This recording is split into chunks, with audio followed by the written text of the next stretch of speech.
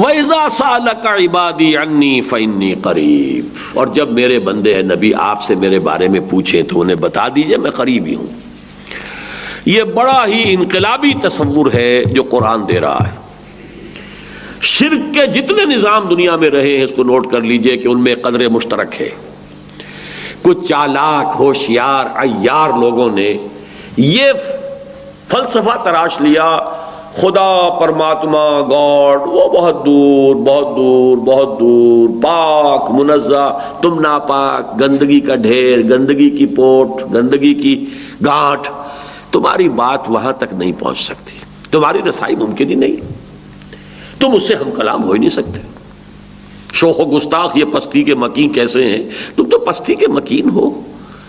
ہاں دیکھو یہ دیوتا ہے، یہ اصل میں ایک ہے معبود ہے، اس کا یہ بت جو ہے یہ در حقیقت اس کا مظہر ہے، اس کا اس سے تعلق ہے، اور ہم اس کے پروہت ہیں، پجاری ہیں۔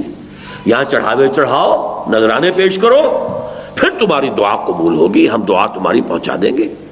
اور عجیب بات یہ ہے کہ یہ تمام الفاظ اکثر و بیشتر دنیا کی زبانوں میں پے سے بنے ہیں۔